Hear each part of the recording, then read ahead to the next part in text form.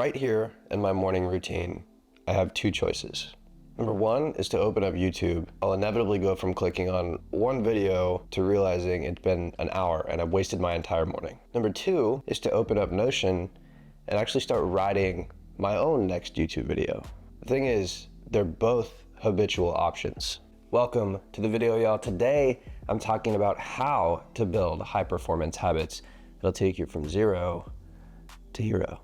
Now, I wanted to do this video selfishly because I want to be better. I want to move forward. And I think that all of you watching, and really all of us, know that we need to build good habits to be successful. But we don't necessarily know the best process to actually create those habits in our lives, myself included. Like many of you watching, I want to continue to move forward in my life and build the habits to actually become the person that I want to be healthy, wealthy, and jacked, or wise, is how the saying goes. This brings me to the most important part of this video. We are what we repeatedly do. Isn't that right, Maps?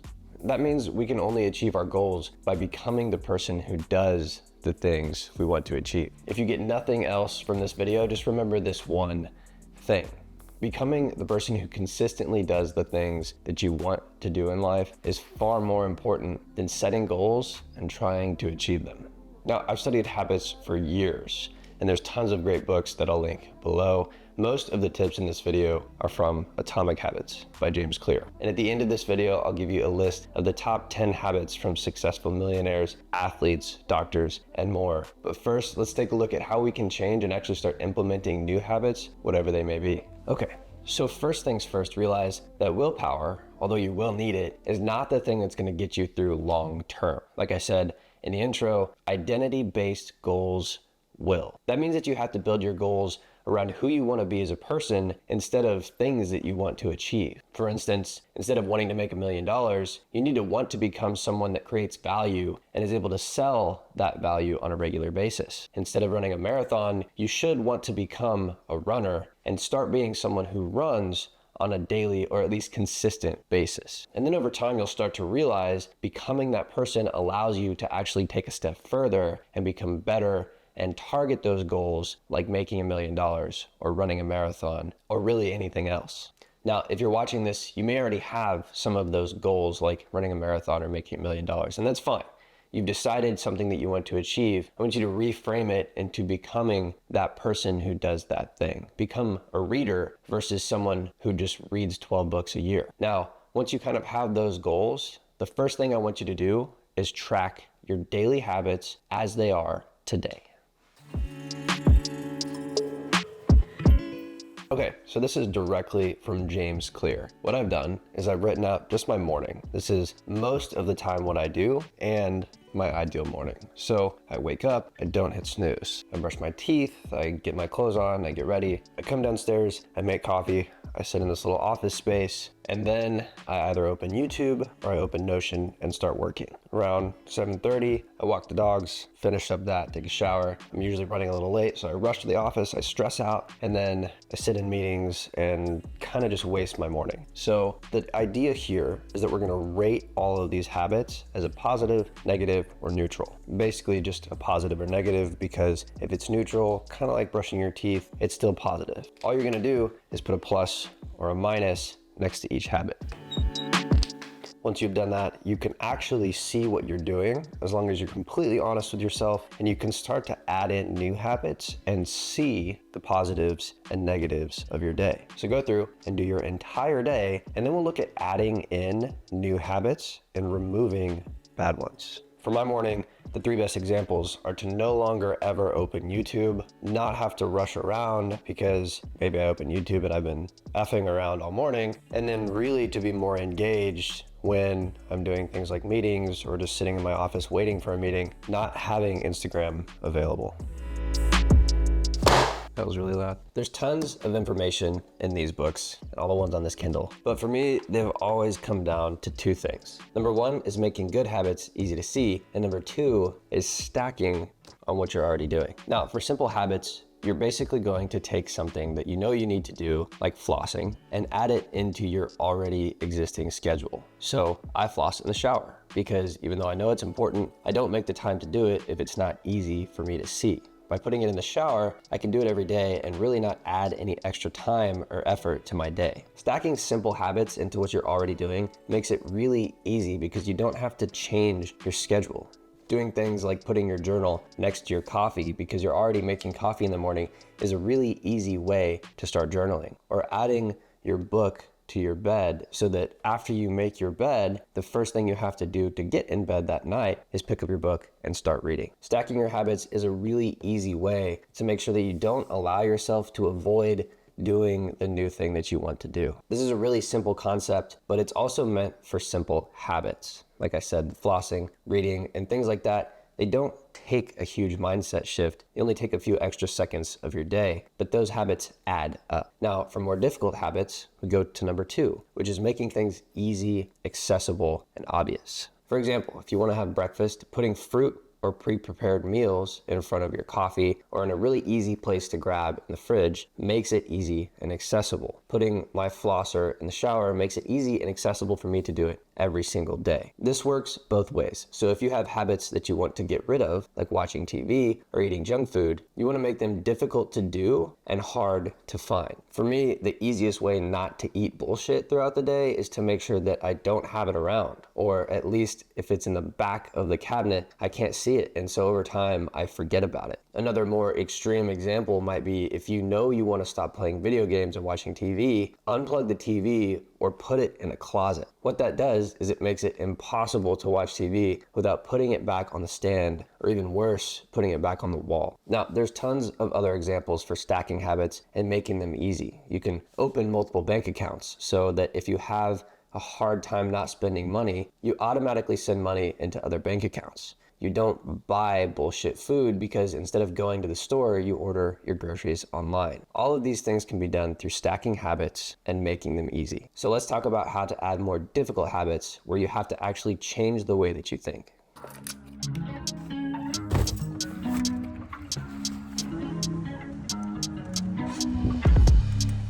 Okay, so for these bigger habits that you might be doing for the first time, like starting an exercise routine or a new diet, things that you have to actually completely change your mindset about, there's 2 things I want to focus on. These aren't as simple as stacking or just making them obvious. These are bigger habits that are going to take longer to implement into your life. Now, the first thing I want to talk about, and the reason that I'm here at a coffee shop, is to change your environment. Now, even though the coffee's not quite as good as making coffee at my house, one of the easiest tactics to get shit done on a regular basis is to get out of the place that has distractions, to change your environment to somewhere you can really get some work done, be distraction-free, negativity-free, all of those things. And so changing your environment is not only the place that you're in, but sometimes the people that you're with. Now, you might be thinking, well, I have kids or I have a home that I own or whatever. Changing your environment can be something as little as moving your desk from one side of the room to the other.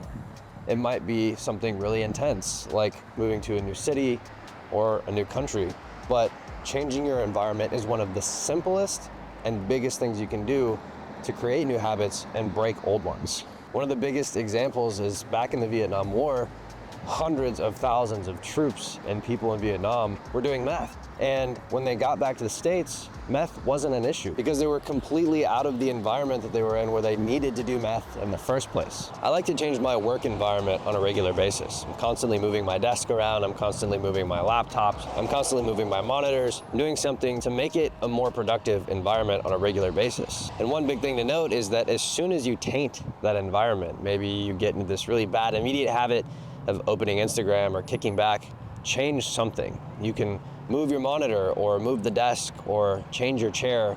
It doesn't have to be something drastic. Earlier this year, I did a vlog with Logan Sneed that I'll link up here, and his tactic for getting shit done every day was simply getting out of the house and going to the coffee shop first thing in the morning. If your environment is prepared to help you succeed, you have so much less to worry about. Make sure that your environment helps you prevent the habits you don't want, like bad foods and lazy habits. A clean work environment and having your clothes prepared and ready so that you can get up and go to the gym first thing in the morning are perfect examples of a prepared environment.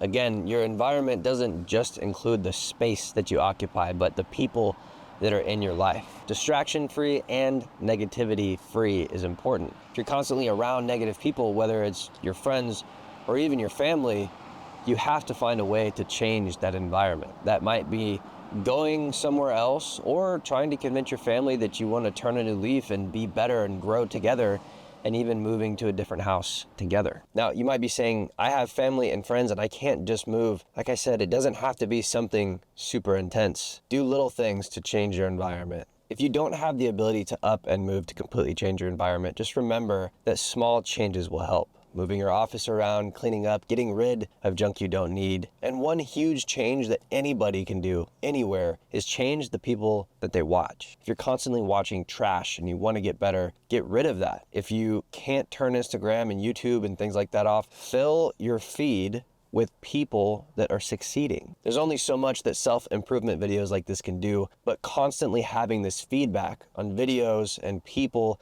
that are trying to perform at a higher level is a way of changing your environment. So if you feel stuck and you can't get away from your family or you can't significantly change your life, start with the little things. So changing your environment is huge. Now let's go hit the gym for a Sunday workout and I'll give you the last tip for the day. All right, I'm here at my gym and I'm here because for a lot of people, this is one of the hardest habits to nail down, getting to the gym. My last tip for this video, not the last tip for creating new habits, the last tip for this video is what James Clear calls mastering the entry point.